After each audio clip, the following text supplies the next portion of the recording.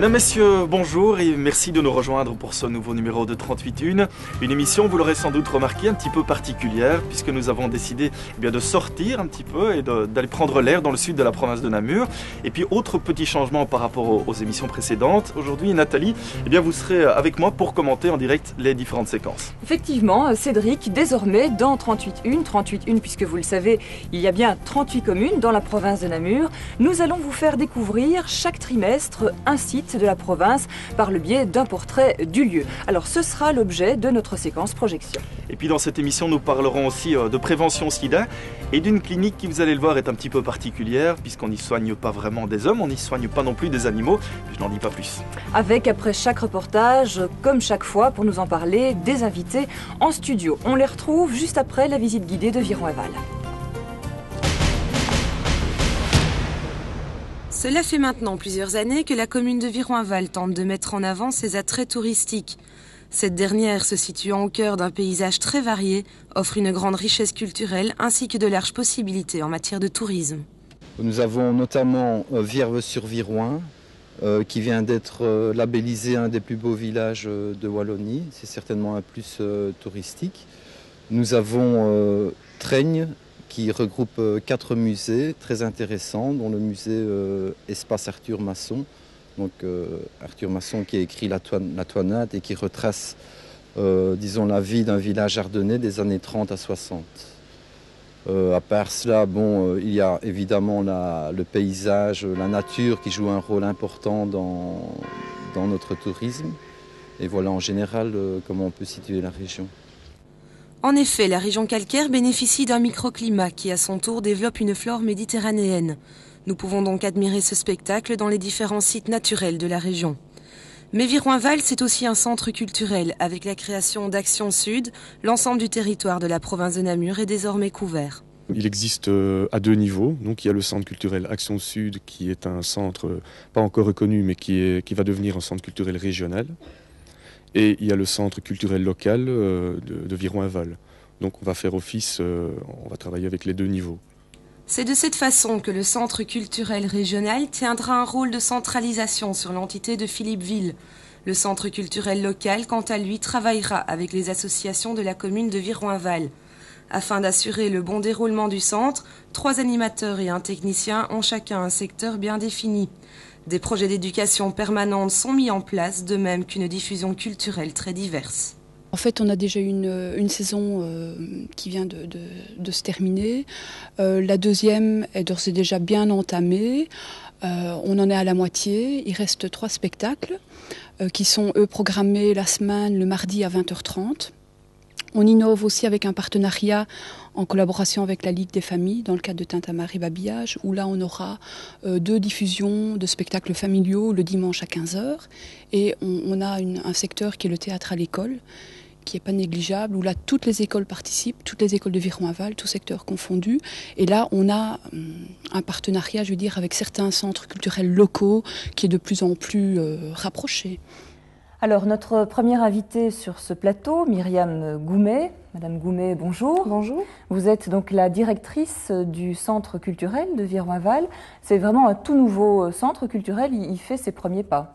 Absolument, c'est un centre culturel qui a été créé il y a à peu près 1 an et qui est en année probatoire. Alors, être en année probatoire, c'est prouver qu'il y a besoin dans la région d'un centre culturel, prouver qu'il y a un potentiel public, qu'il y a les moyens de le faire fonctionner. Après quoi, on peut demander une reconnaissance au ministère de la Culture et bénéficier de ce qu'on appelle un contrat-programme qui se traduit essentiellement par des moyens financiers plus importants. Et le fait d'être reconnu, je dirais, comme centre culturel régional, qu'est-ce que ça va amener de plus pour la région, pour les activités de la région? Bien, un centre culturel régional a en fait des missions un peu différentes du centre culturel local. Donc sur l'arrondissement, il y a 5 centres locaux qui sont reconnus maintenant, puisque Walcourt et Couvin viennent d'être reconnus par le ministre de la Culture. Et le centre régional va permettre par exemple de développer une politique de diffusion qui n'est généralement pas dans les moyens des centres locaux. Parce que tout d'abord, nous, on a une infrastructure importante, on a un bâtiment avec une salle qui peut accueillir jusqu'à 400 spectateurs, et on a aussi une mission plus de coordination et de moyens à mettre sur cette coordination, en fait. Et quand on parle de coordination, ça veut dire qu'il y aura des échanges avec les autres centres culturels culturels et régionaux de la communauté française, ou est-ce qu'on risque de rester un peu cloisonné? Ce n'est pas une question d'être cloisonné, c'est une question que les centres régionaux sont très spécifiques par rapport à leur région et que le centre culturel de l'arrondissement de Philippeville aura fatalement un caractère rural. Si on prend Namur, Charleroi ou Mons, ce sont des centres régionaux qui ont des toutes autres préoccupations puisque liés à un grand centre urbain. Alors, Madame Goumet, au-delà de cet aspect donc purement culturel, est-ce qu'on peut dire que Viroinval est vraiment l'un des coins les plus visités de la province de Namur? Oui, tout à fait, parce qu'en fait, c'est une très très belle région. Il y a de magnifiques paysages, de très beaux villages dans la commune de Viroinval. Et il y a en plus énormément de musées. Il y a eu une politique muséale menée par les autorités communales très importante, ce qui fait qu'il y a un potentiel intéressant pour les touristes dans la région. Madame Goumet, un tout grand merci d'être venue aujourd'hui. On va se tourner maintenant, si vous le voulez bien, vers la séquence actualité. Quels ont été un petit peu les grands événements qui ont marqué ces dernières semaines en province de Namur? C'est tout de suite la séquence provision. La culture belge mise à l'honneur au Québec grâce, on en parlait justement, au peintre Félicien Rops, encore peu connu là-bas, et pourtant c'est lui que la province de Namur a désigné comme ambassadeur pour représenter sa culture. Alors s'il est vrai que l'infâme Féli, comme le surnommaient les puritains namurois, en a choqué plus d'un chez nous, eh bien on attend à présent de voir ce qu'il en sera chez les Américains. L'accueil en tout cas fut chaleureux. D'ailleurs le musée du Québec a mis les petits plats dans les grands, 18 millions ont été investis avec reconstitution du mobilier d'époque pour replacer les œuvres dans leur contexte. On peut dire que toute la vie de Rops, de Namur à Paris, y a été retracée. Et puis toute autre chose, je ne sais pas Nathalie si vous êtes une fanatique de grenouilles, mais on va en tout cas parler de batraciens maintenant, ou plutôt de leur sauvetage. Ces petites bestioles ont en effet une fâcheuse tendance à migrer pendant leur période de reproduction, et qui dit migration dit parfois la traversée de routes, avec toutes les conséquences que l'on devine ou que l'on voit sur ces images. Bref, cette période va débuter dans les prochains jours et le service technique de la province va mettre en place toute une série d'actions ponctuelles, comme la pose de barrières ou de passerelles. Ils iront même jusqu'à creuser parfois des passages souterrains et tout cela en collaboration avec toute une série de bénévoles. Cette période devrait durer plusieurs semaines. Ouvrez donc les yeux lorsque vous traverserez en voiture les zones à risque. Et puisque vous aimez ça nature encore, Cédric, avec le 5e festival vidéo nature, tous les passionnés de l'un comme de l'autre s'y sont retrouvés le 30 octobre dernier. Alors 15 films en compétition, tournés dans nos régions ou au bout du monde, et ils ont fortement impressionné le jury composé de professionnels de l'audiovisuel et de spécialistes en faune et flore. Le tout rehaussé par la présence du prince Laurent. Le gouverneur Amandalem a remis la cassette d'or du festival à un habitué, le pilote vidéaste plongeur sous-marin Leandro Blanco pour son film sur les requins Nobody's Love You. Et puis un autre gouverneur, c'est celui de Kinshasa qui était en visite il y a quelques jours à Namur, une ville que même Bafundu connaît bien puisqu'au début des années 80, ce scientifique de haut niveau terminait son doctorat en sciences en bord de Meuse. Nul doute que les deux gouverneurs ont dû échanger quelques propos de l'enseignement namurois et peut-être aussi à propos des festivités estudiantines. Enfin, remise des trophées provinciaux du mérite sportif, histoire de famille. Les Dinantais Fineski, père et fils, l'ont emporté pour leur traversée de l'Atlantique à la voile, sur un bateau qu'ils ont eux-mêmes construit. C'était la route du café. Espoir, Xavier de Bardemaker, titre francophone et champion de Belgique de saut en longueur et de sprint, que l'on voit ici. Et accessite, André Richard, marathonien dinantais qui a terminé 115e sur plus de 30 000 participants à New York. Enfin, un titre posthume, Pascal de Brouwer pour son ascension de l'Everest sans oxygène. Il est décédé lors de la descente.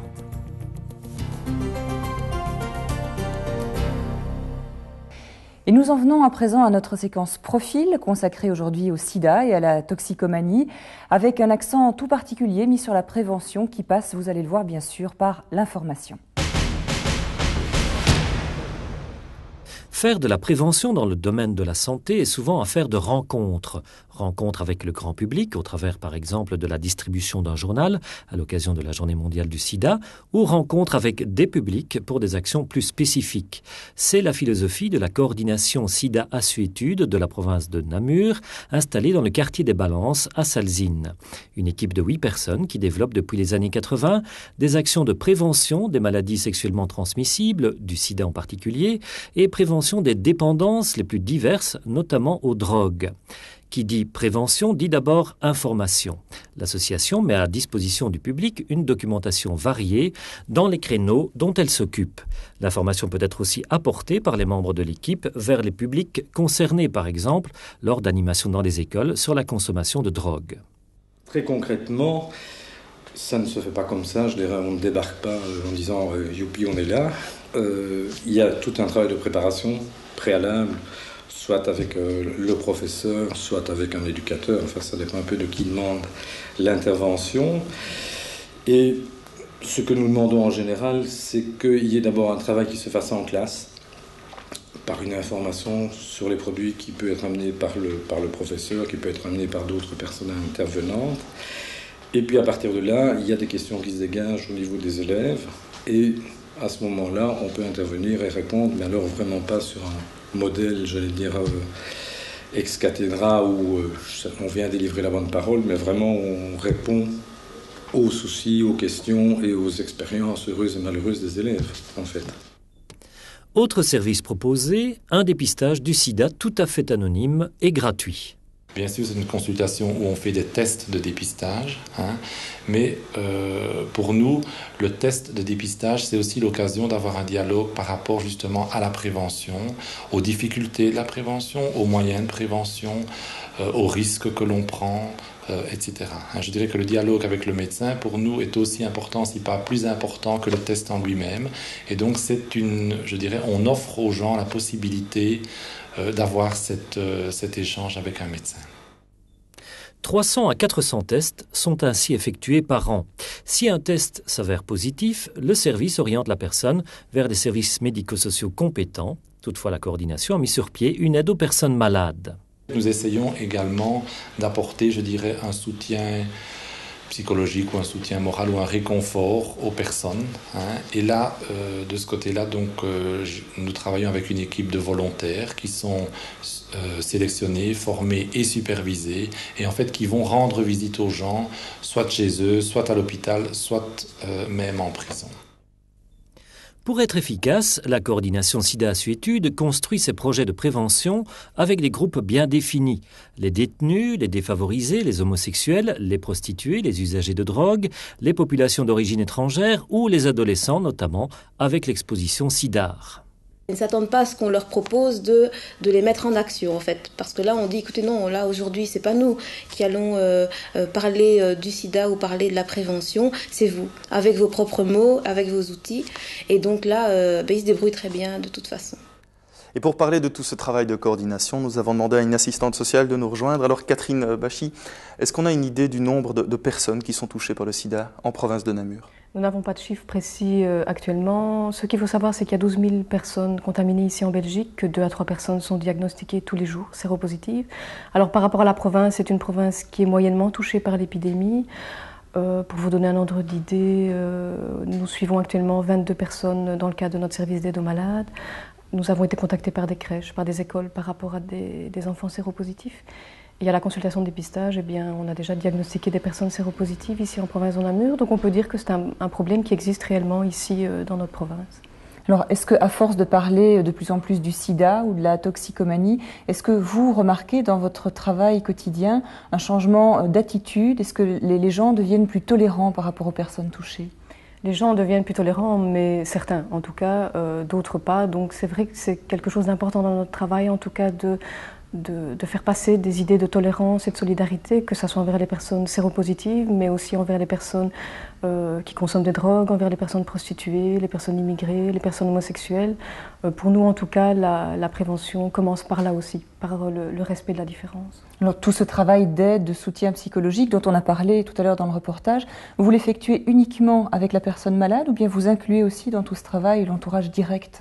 On inclut effectivement l'entourage, que ce soit la famille, un conjoint, que ce soit le milieu professionnel ou le milieu social, en tout cas, oui. Et que ce soit unique par rapport au problème du sida ou par rapport au problème des toxicomanies, on oriente aussi l'entourage vers des services compétents quand il y a un problème d'usage de drogue dans une famille ou dans une institution. Alors vous l'avez dit, il y a un boulot d'information qui est quand même très important, et entre autres un boulot d'information dans les écoles. Est-ce que vous sentez une évolution, je dirais, des pouvoirs organisateurs? Est-ce qu'ils vous accueillent mieux? Oui, en tout cas, oui. Cela dit, ce sont des questions de santé qui sont encore très tabous. Le sida touche quand même à beaucoup de choses, à la sexualité, à la mort, à la maladie.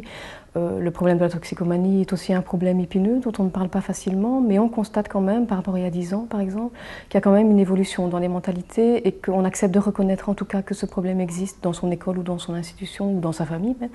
Et donc on arrive quand même à travailler, en tout cas un peu plus qu'avant, mais il faut quand même continuer parce que ça n'est pas si simple que ça. Ça veut dire qu'il y a encore des écoles qui sont très frileuses ou des mouvements de jeunesse qui restent frileux par rapport à l'information? Certains oui, mais pas tous, heureusement. Bien, mais la transition n'est pas vraiment facile puisqu'on va parler maintenant de jouets. C'est tout de suite notre séquence propos.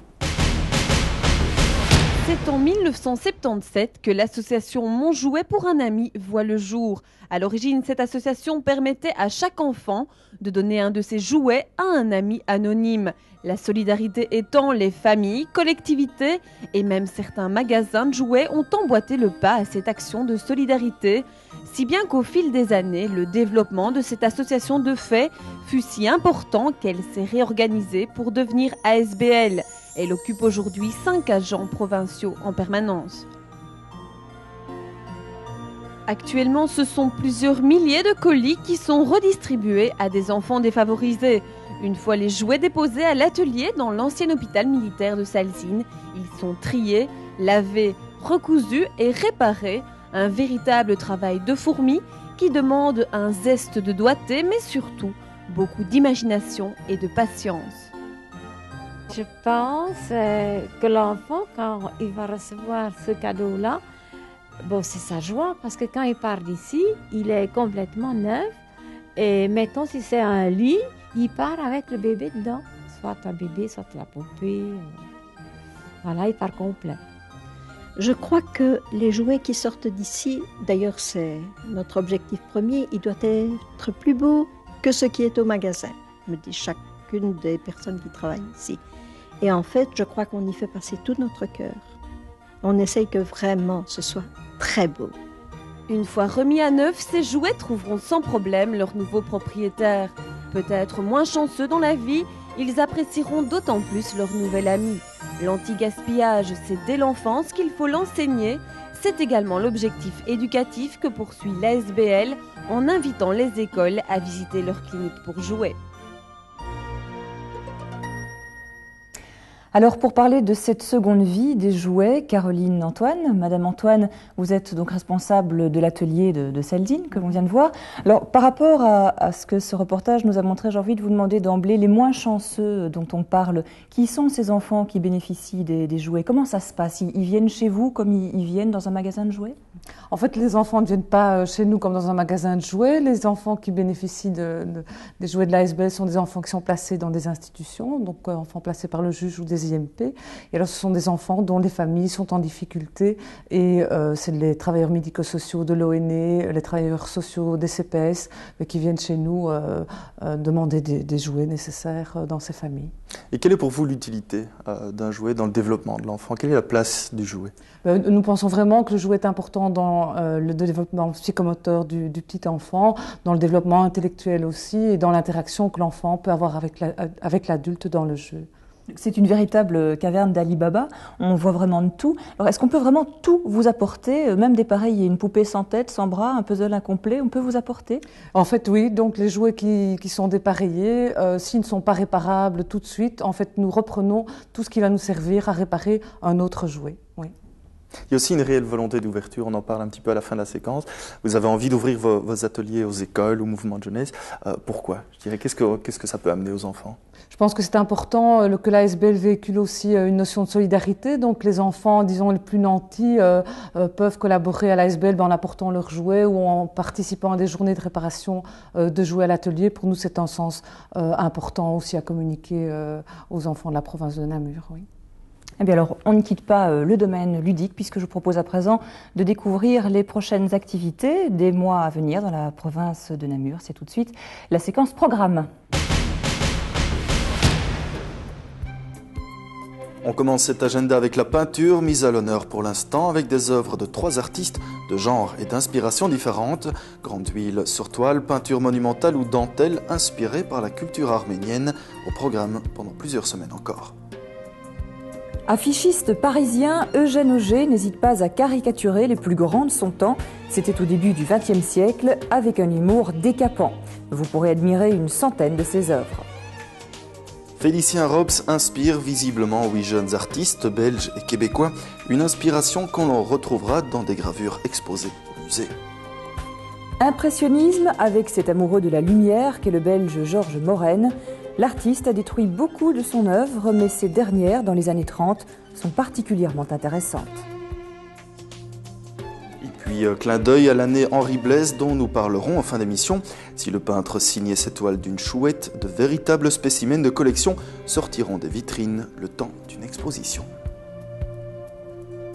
Dans le cadre de l'année des parcs et jardins, 6 photographes et plasticiens se sont adonnés cette fois aux fruits et légumes. Une exposition itinérante organisée par le service de la culture de la province de Namur. 47 films provenant d'une trentaine de pays et ayant pour thème les métiers d'art. Ces films seront projetés lors de ce 2e festival organisé en collaboration avec l'Office des métiers d'art de la province de Namur. Jeunes artistes, si vous avez entre 18 et 30 ans, que vous êtes domiciliés et résidez dans la province de Namur, ces bourses du Fonds Thirionnais vous sont destinées. 2 comédiens amateurs, une histoire courte et les planches de la Maison de la Culture, tout cela pour résumer la finale de Scène à 2. Et puis une autre activité culturelle qui sera proposée au public, c'est l'exposition internationale consacrée au peintre namurois Henri Blaise. Alors Monsieur Toussaint, c'est une exposition internationale et exceptionnelle. Effectivement, internationale parce que les œuvres viennent du monde entier, des États-Unis, de l'Europe. Nous avons déjà un noyau de base au niveau du musée provincial des arts anciens du Namurois, mais nous avons fait appel à des musées étrangers. Exceptionnel aussi parce que nous mettons en valeur un peintre de chez nous qui est méconnu, pas assez connu peut-être par certains spécialistes, mais d'où la nécessité de présenter cette exposition-là dans la capitale wallonne. Si on devait décrire l'œuvre d'Henri Blaise en quelques mots, qu'est-ce qu'on dirait ? En un mot, on peut dire que c'est un peintre paysagiste, tout comme son maître Joachim Patenier, originaire également de la région dinantaise. On voit bien sur les images cette référence au paysage, mais ça veut dire que c'est une grande révolution dans la peinture, ça ? Effectivement, ça représente un jalon dans l'histoire de la peinture de Chevalet. Il faut savoir qu'avant Patenier et avant Blaise, les œuvres étaient essentiellement religieuses. C'est-à-dire que le sujet religieux couvrait la totalité du panneau. Avec Patenier et Blaise, le processus a été inversé. C'est le paysage qui occupe la partie principale et le sujet religieux devient, lui, en quelque sorte, un peu accessoire. Eh bien voilà, c'est sur ces images d'Henri Blaise que l'on va se quitter. Monsieur Toussaint, un tout grand merci d'être venu jusqu'à Viroinval. Quant à nous, on se retrouve dans 3 mois pour une nouvelle émission, une émission consacrée aux parcs et jardins, puisque je vous le rappelle, ce sera la thématique de cette année de la province de Namur. Un tout grand merci, à bientôt, au revoir.